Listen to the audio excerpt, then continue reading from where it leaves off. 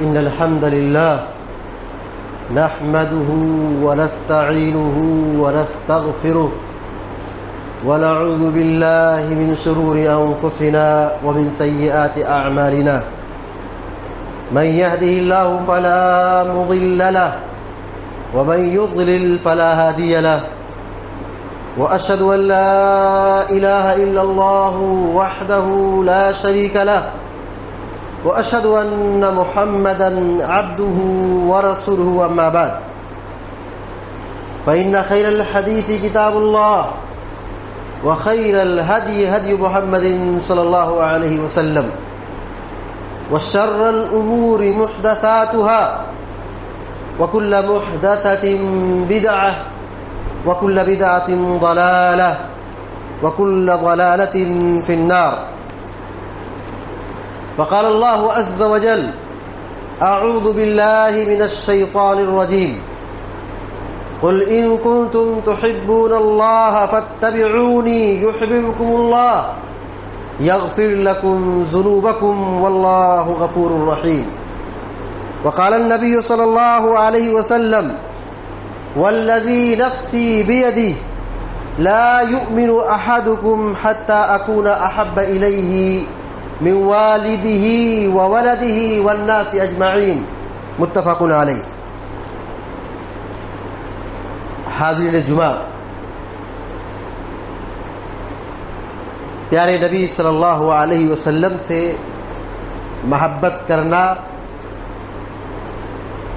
پیارے نبی صلی اللہ علیہ وسلم پر ایمان لانے کے تقاضوں میں سے ایک بہت بڑا تقاضا ہے، اور یہ بھی ایمان کا حصہ ہے. اللہ رب العالمین نے پیارے نبی صلی اللہ علیہ وسلم کی پیروی کرنے کا ہم سب کو مکلف بنایا ہے، اور قرآن کریم میں بہت ساری آیات میں بار بار یہ تاکید کی جاتی ہے. اللہ رب العالمین نے یہ حکم دیا ہے کہ رسول کی پیروی کرو، رسول کی اطاعت کرو، رسول کی مخالفت سے بچو. اللہ تبارک و تعالیٰ ایک جگہ فرماتا ہے: قل ان کنتم تحبون اللہ فاتبعونی. اے نبی کہہ دیجئے کہ اگر تم اللہ سے محبت کرتے ہو، اللہ رب العالمین سے محبت کا تمہارے پاس تمہارا دعویٰ ہے، فاتبعونی، تو پہلے میری اتباع کرو. فاتبعونی، میری اطاعت کرو، میرے راستے پر چلو، میری اطاعت کرو، میری پیروی کرو. یحببکم اللہ، اللہ تم سے محبت کرے گا. ویغفر لکم ذنوبکم، اور اللہ تمہارے گناہوں کو معاف کر دے گا. واللہ غفور الرحیم، اور اللہ تبارک و تعالی معاف کرنے والا، رحم کرنے والا ہے.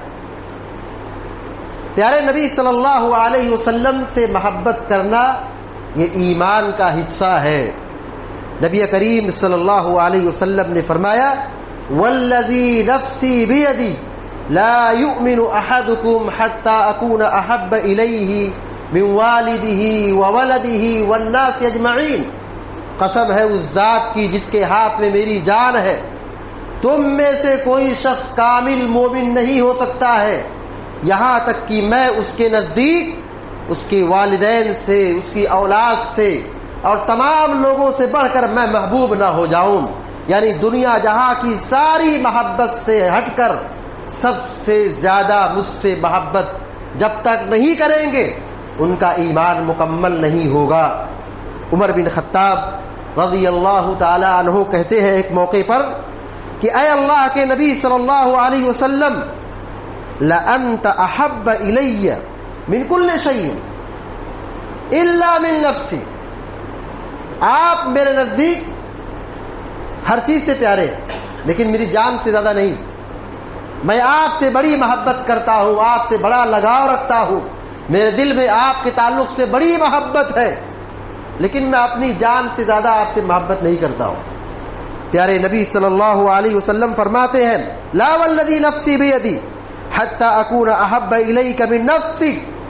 کہا قسم ہے اس ذات کی جس کے ہاتھ میں میری جان ہے، تم جب تک مجھ کو اپنی جان سے بھی زیادہ محبوب نہیں کرو گے، محبت نہیں کرو گے، کامل مومن اور پکا مومن نہیں بن سکتے.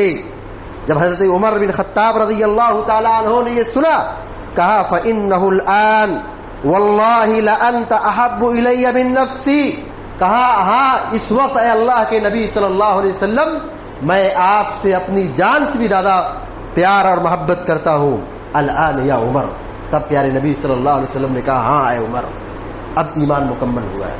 معلوم یہ ہوا کہ پیارے نبی صلی اللہ علیہ وسلم سے محبت کرنا ہر چیز سے سب سے زیادہ، اپنی جان سے بڑھ کر، اپنی اولاد سے بڑھ کر، اپنے ماں باپ سے بڑھ کر، اور دنیا جہاں کی ہر چیز سے بڑھ کر اللہ کے نبی صلی اللہ علیہ وسلم سے محبت ہر مومن کو ہونی چاہیے۔ اگر ہمارے دلوں میں اولاد کی محبت زیادہ ہے، مال کی محبت زیادہ ہے، بال بچوں کی محبت زیادہ ہے، بیوی کی محبت زیادہ ہے، یا کسی اور شخص کی محبت زیادہ ہمارے دلوں میں گھری ہوئی ہے، رسول سے محبت کم ہے، یہ تباہی کی بات ہے، یہ ایمان کی خستہ حالت اور ایمان کی کمزوری کی نشانی ہے۔ اور ایسے لوگوں کو اللہ کے عذاب سے ڈرنا چاہیے جن کے دلوں میں اللہ کی محبت نہ ہو، رسول کی محبت نہ ہو۔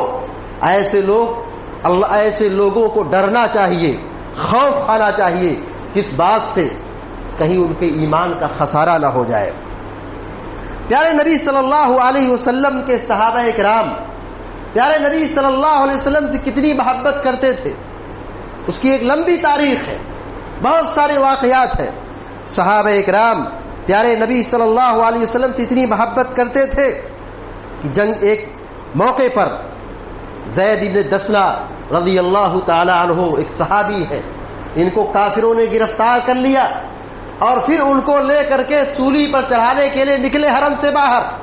ابو سفیان ان کے پاس آئے اور کہا بتاؤ تم اس وقت کیسا محسوس کرتے ہو، بتاؤ کیا تمہیں پسند ہے کہ اس وقت جب تم اپنی موت کو دیکھ رہے ہو، تم کو سولی پر ابھی چڑھایا جائے گا، کیا تمہیں یہ پسند ہے کہ تم بچ جاؤ اور محمد کو اس جگہ پہ کھڑا کر دیا جائے؟ تم کیا سوچتے ہو؟ حضرت زید بن دسنہ نے کہا تم کیا بات کرتے ہو، ہم نبی سے محبت اور نبی سے لگاؤ اور نبی علیہ الصلوۃ والسلام سے محبت الفت کتنی زیادہ کرتے ہیں، تم محمد کو یہاں اس موقع پر سولی پر کھڑے کرنے کی بات کرتے ہو؟ ہم یہ قطعاً گوارا نہیں کرتے، ہم قطعاً یہ گوارا نہیں کرتے کہ نبی علیہ الصلوۃ والسلام کے پاؤں مبارک میں کانٹا چبھے، آپ کو اتنی بھی تکلیف ہو اور ہم اپنے گھروں میں آرام سے بیٹھے رہے، ہمیں یہ بھی گوارا نہیں۔ اسی کے بعد حضرت ابو سفیان جو اس وقت مسلمان نہ تھے، ابو سفیان رضی اللہ تعالیٰ عنہ کہتے ہیں میں نے کسی کو ایسی محبت کرتے ہوئے نہیں دیکھا جیسی محبت اصحاب محمد صلی اللہ علیہ وسلم سے کرتے ہیں۔ پیارے نبی صلی اللہ علیہ وسلم ایک جنگ سے واپس آ رہے تھے، جنگ احد سے واپس آئے، اس موقع پر آپ کو شدید تکلیف پہنچی اور 70 صحابہ کرام شہید کر دیے گئے، اور بنو دینار کی ایک خاتون، انصاری خاتون، جس کے بھائی کی شہادت ہوئی، جس کے شوہر کی شہادت ہوئی، جس کے والد کی شہادت ہوئی، وہ بار بار پوچھتی ہے کہ جنگ کی کیا حالت ہے، جنگ کی کیا کنڈیشن ہے، کیا ہوا، پیارے نبی صلی اللہ علیہ وسلم کیسے ہیں؟ جب ایک قافلہ آتا ہے کوئی کہتا ہے کہ تمہارے بھائی شہید ہو گئے، پھر دوسرا قافلہ آتا ہے کوئی کہتا ہے تمہارے شوہر شہید ہو گئے، کوئی آ کے کہتا ہے کہ تمہارے والد کی شہادت ہو گئی۔ سوچئے کتنے غم کی بات ہے، کتنی مصیبت کی بات ہے کہ شوہر شہید ہو، شوہر دنیا سے چلا جائے، بھائی کی وفات ہو جائے، والد کی وفات ہو جائے، کتنا غم کا پہاڑ ٹوٹتا ہے عورت پر یا انسان پر۔ مگر اس خاتون کا ہر وقت یہی کہنا تھا نبی کیسے ہے، نبی کا کیا ہوا، نبی کیسے ہے۔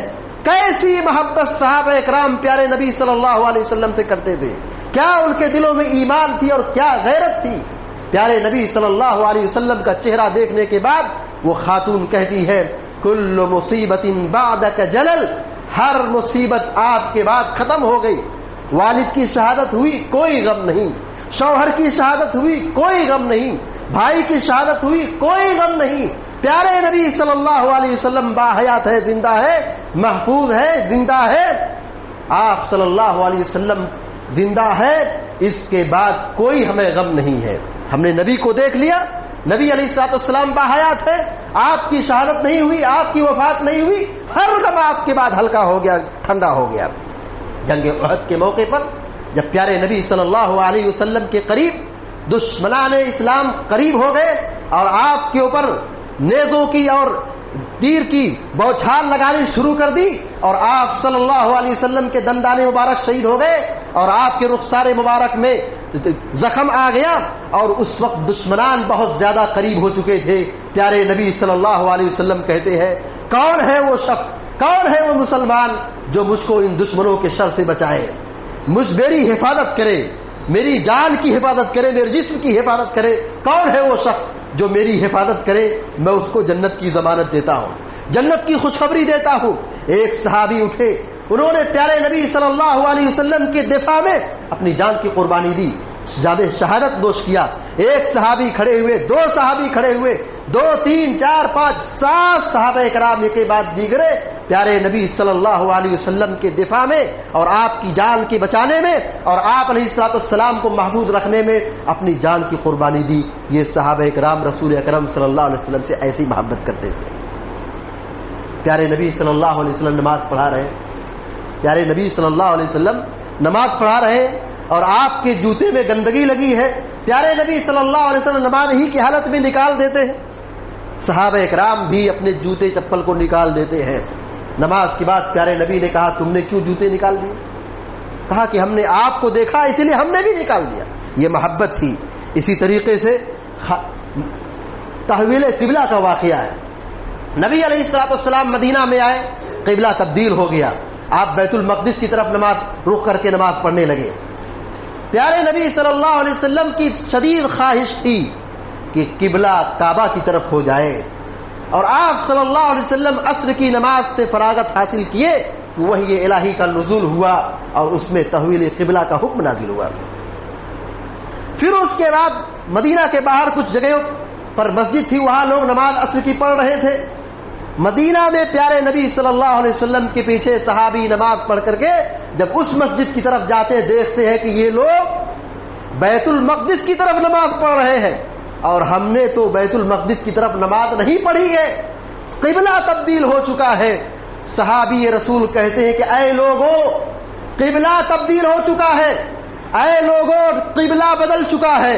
بیت المقدس سے پیارے نبی صلی اللہ علیہ وسلم کو حکم دیا گیا ہے کہ خانہ کعبہ کی طرف چہرہ کر کے نماز پڑھے.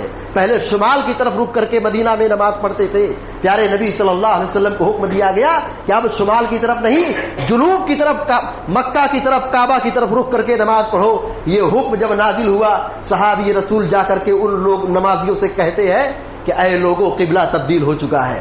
وہ صحابہ کرام جو 1-2 رکعت نماز پڑھ چکے تھے, نماز ہی کی حالت میں امام سمیت سارے نمازی قبلہ بدل کر کے بیت المقدس کی طرف رخ کیے ہوئے تھے, کعبہ کی طرف رخ کر لی. ان کا چہرہ پہلے جب نماز شروع کیے اللہ اکبر پڑھے, اللہ اکبر کہہ کے نماز میں داخل ہوئے, ان کا چہرہ شمال کی طرف تھا, بیت المقدس کی طرف تھا.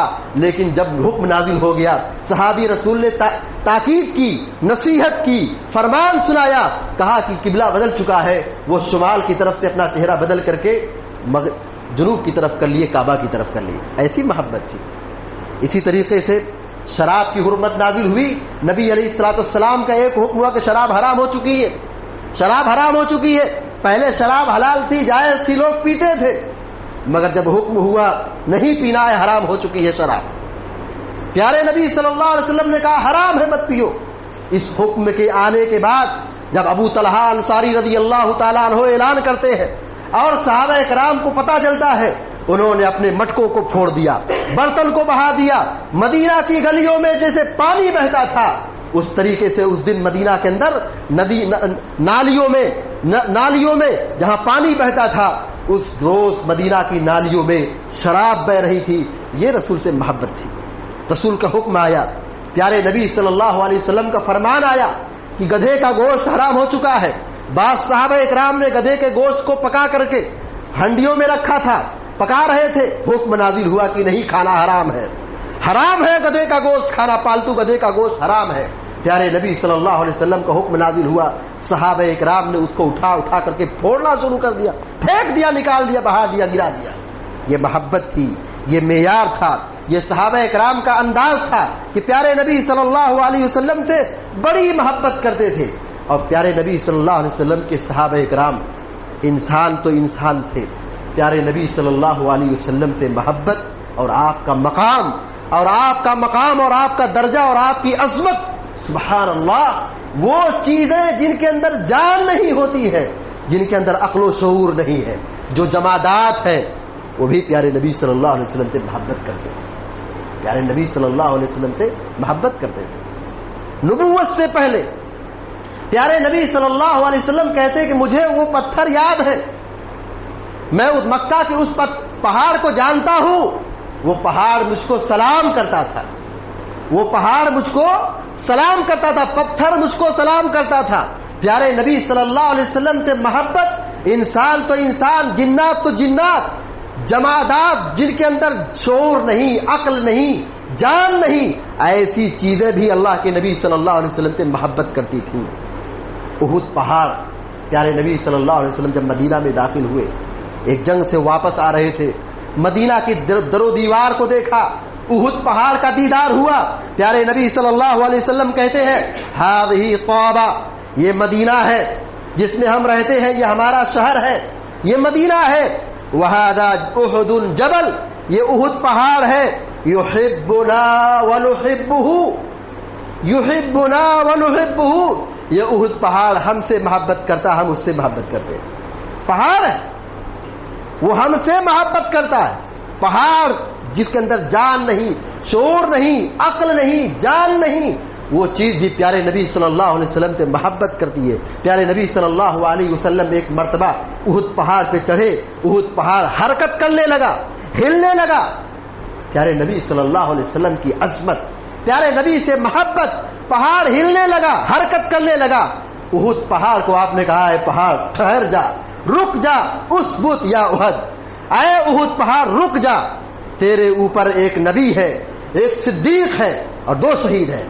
پیارے نبی صلی اللہ علیہ وسلم، ابو بکر صدیق رضی اللہ تعالیٰ عنہ اور دو شہید، حضرت عمر فاروق رضی اللہ تعالیٰ عنہ، حضرت عثمان غنی رضی اللہ تعالیٰ عنہ، دو شہید۔ پیارے نبی صلی اللہ علیہ وسلم جمعہ کا خطبہ دیتے تھے، شروع میں ایک لکڑی تھی، ممبر نہیں بنا تھا، پیارے نبی صلی اللہ علیہ وسلم ایک لکڑی کے سہارے ٹیک لگا کر کے اس پر آپ خطبہ دیتے تھے، بخاری شریف کی روایت ہے۔ پھر ایک خاتون نے ایک ممبر بنوایا، ایک صحابیہ نے ممبر آپ کو گفٹ کیا، مسجد نبوی میں رکھا گیا، اور آپ نے اس تلے کو چھوڑ کر ممبر کا سہارا لیا، ممبر پر آپ نے جو خطبہ شروع کیا، پیارے نبی صلی اللہ علیہ وسلم کی جدائی اس تلے نے، اس لکڑی نے برداشت نہیں کی۔ صحابہ اکرام کہتے ہیں کہ پیارے نبی صلی اللہ علیہ وسلم جب ممبر پر جب آپ نے خطبہ دینا شروع کیا، اس لکڑی سے ہم نے رونے کی ایسے ہی آواز سنی جیسے ایک چھوٹا بچہ اپنی ماں کی جدائی پر زوردار آواز سے جیسے روتا ہے، بچے کے رونے کی آواز جیسے سنی جاتی ہے، اس طریقے سے ہم نے اس لکڑی سے، اس تلے سے پیارے نبی صلی اللہ علیہ وسلم سے جدائی کے موقع پر ہم نے وہ آواز سنی تھی۔ ایسے نبی علیہ الصلوۃ والسلام سے صحابہ اکرام محبت کرتے تھے، اور وہ چیزیں جن کے اندر جان نہیں ہوتی ہے، جن کے اندر عقل و شعور نہیں ہوتی تھی، وہ بھی پیارے نبی صلی اللہ علیہ وسلم سے محبت کرتے تھے۔ اسی لیے اہل علم لکھتے ہیں کہ اگر انسان جو شعور رکھتا ہے، سمجھ رکھتا ہے، احساس رکھتا ہے، اس کے اندر جان ہے، اگر اس کے دل میں بھی اللہ کے نبی سے محبت نہیں ہے تو انسان لکڑیوں سے بھی گیا گزرا ہے۔ عقل و شعور جن کے اندر ہے، اس کے باوجود بھی اس کے اندر رسول سے محبت نہیں ہے، تو گویا کہ وہ جو جامد چیزیں ہیں جن کے اندر جان نہیں، پتھر ہے، پہاڑ ہے، وہ پہاڑ سے بھی زیادہ سخت ہے، پتھر سے بھی زیادہ سخت وہ دل ہے جس کے دل میں پیارے نبی سے محبت نہ ہو۔ پیارے نبی صلی اللہ علیہ وسلم سے صحابہ اکرام محبت کرتے تھے، اور اس محبت کو آخرت کی اور قیامت کی ہولناکی سے بچنے کو معیار بناتے تھے، وسیلہ بناتے تھے۔ پیارے نبی صلی اللہ علیہ وسلم کے صحابی ایک مرتبہ آ کر پوچھتے ہیں، اللہ کے نبی صلی اللہ علیہ وسلم قیامت کب آئے گی؟ قیامت کب آئے گی؟ سوال کیا. پیارے نبی صلی اللہ علیہ وسلم نے کہا ارے بھائی قیامت کے لیے تم نے کیا تیاری کی ہے؟ قیامت کب آئے گی؟ وما اعددت لها. سوال ہے پوچھ لو قیامت کب آئے گی، قیامت کی تیاری کیا کی ہے؟ صحابی رسول نے کہا ما اعددت لها من کثیر صلاۃ ولا صوم ولا صدقہ، کہ میں نے بہت زیادہ نیکی نہیں کی ہے، بہت زیادہ روزہ نماز کی پابندی میرے پاس نہیں ہے، یہ تواضع ہے صحابی کا، خاکساری ہے، بہت زیادہ صدقہ نہیں کیا ہوں، ولکنی احب اللہ ورسولہ، لیکن میرے سینے میں میرے دل میں پیارے نبی صلی اللہ علیہ وسلم سے بڑی محبت ہے، اللہ اور اس کے رسول سے بڑی محبت میں کرتا ہوں. پیارے نبی صلی اللہ علیہ وسلم کہتے ہیں انت مع من احببت، انت مع من احببت، تم قیامت کے دن اس کے ساتھ رہو گے جس سے تم محبت کرتے ہو. بخاری شریف کی روایت ہے. تم اس دن قیامت کے دن اس کے ساتھ رہو گے جس سے تم محبت کرتے ہو.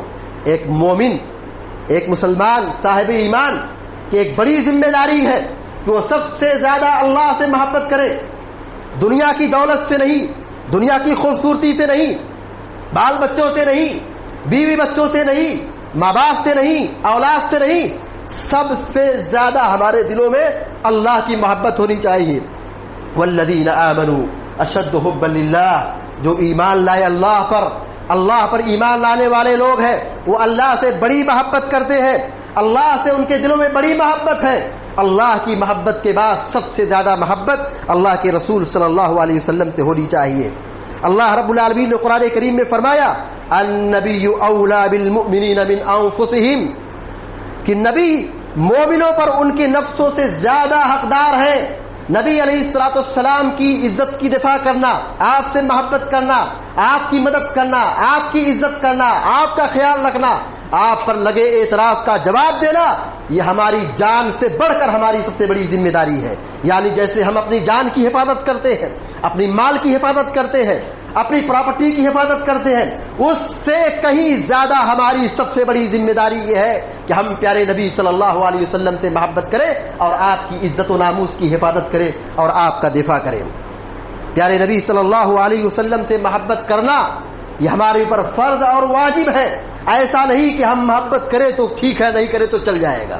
محبت کرنا یہ واجب اور ضروری ہے، یہ فرض ہے. پیارے نبی صلی اللہ علیہ وسلم پر ایمان لانے کا تقاضا یہ ہے کہ ہم پیارے نبی صلی اللہ علیہ وسلم سے محبت کریں اور آپ کی پیروی کریں اور آپ کی سنت کو پھیلائیں، سنت کی تبلیغ کریں، پیارے نبی صلی اللہ علیہ وسلم پر درود بھیجیں اور آپ پر لگے اعتراضات کا اور آپ کی عزت کا دفاع کریں اور پیارے نبی صلی اللہ علیہ وسلم کی موجودگی میں ان کی جان کی حفاظت کریں. اور ان کے انتقال کے بعد اگر ہم نے نبی کا زمانہ نہیں پایا مگر نبی علیہ الصلوۃ والسلام پر ایمان لائے تو نبی علیہ الصلوۃ والسلام پر ایمان لانے کا تقاضا یہ ہے کہ نبی پر جہاں بھی اعتراض ہو، نبی علیہ الصلوۃ والسلام کی عزت و ناموس کے ساتھ جہاں بھی کھلواڑ کیا جائے، چاہے آپ کی بیویوں پر ہو یا آپ پر ہو، ہم مسلمانوں کی ایک بڑی ذمہ داری ہے کہ ہم پیارے نبی صلی اللہ علیہ وسلم کی عزت و ناموس کی حفاظت کریں. اور پیارے نبی صلی اللہ علیہ وسلم کہ صحابہ کرام سے محبت کریں. نبی سے محبت کا ایک معیار یہ بھی ہے کہ ہم پیارے نبی صلی اللہ علیہ وسلم پر ایمان لانے والے، جو آپ کی خدمت کرنے والے تھے اور آپ کے دین کی حفاظت کرنے والے تھے، جو قربانی دینے والے تھے صحابہ کرام، ان کی محبت ہمارے دلوں میں ہونی چاہیے. اور نبی علیہ الصلوۃ والسلام کا سپورٹ کرنے والے اور آپ پر ایمان لانے والے سارے اہل ایمان بندوں سے ہمارے دلوں میں محبت ہونی چاہیے. جب یہ کہا جاتا ہے کہ مسلمانوں سے محبت ہو، یہ محبت کس بنیاد پر ہو؟ یہ اس وجہ سے محبت ہو کہ اس کے دل میں اللہ اور اس کے رسول کی محبت ہے، اللہ اور اس کے رسول سے اس کا تعلق ہے، وہ مسلمان ہے، اللہ پر ایمان رکھتا ہے، رسول پر ایمان رکھتا ہے. اس وجہ سے ہمارے دلوں میں اس کے تعلق سے نفرت نہیں ہونی چاہیے، ظلم نہیں ہونا چاہیے، تشدد نہیں ہونا چاہیے، اس کا ہمارا خیال ہونا چاہیے، اس کا سپورٹ اور سہارا بننا چاہیے. آج محبت کا معیار بدل چکا ہے، ماحول بدل چکا ہے، محبت کا غلط مفہوم لیا جاتا ہے. نبی علیہ الصلوۃ والسلام کا نام آئے، نبی علیہ الصلوۃ والسلام کا تذکرہ ہو، یہ محبت کافی نہیں ہے. صرف تذکرے کر لیے جائے، گھر سے باہر نکل لیا جائے، کچھ منا لیا جائے، کھا پکا لیا جائے، یہ محبت نہیں ہے. محبت کا اصل مفہوم سمجھنا چاہیے. ابو لہب کو بھی رسول سے محبت تھی, ابو طالب کو بھی رسول سے محبت تھی, لیکن کیا وجہ کہ وہ جہنم میں چلے گئے؟ بڑی محبت تھی ان کو. ابو طالب زندگی بھر اللہ کے نبی صلی اللہ علیہ وسلم کی خدمت کرتے رہے, بڑی محبت تھی, مگر جہنم میں چلے گئے. ابو لہب کو بڑی محبت نبی سے تھی, نبوت سے پہلے نبی علیہ الصلوۃ والسلام کی ولادت ہوئی, اس نے اپنی لوڑی کو آزاد کر دیا. کتنی محبت تھی, مگر کیا یہ محبت اس کو فائدہ پہنچائے گی؟ مشن کو سمجھو. نبی سے محبت کا دم بھرنا کافی نہیں ہے.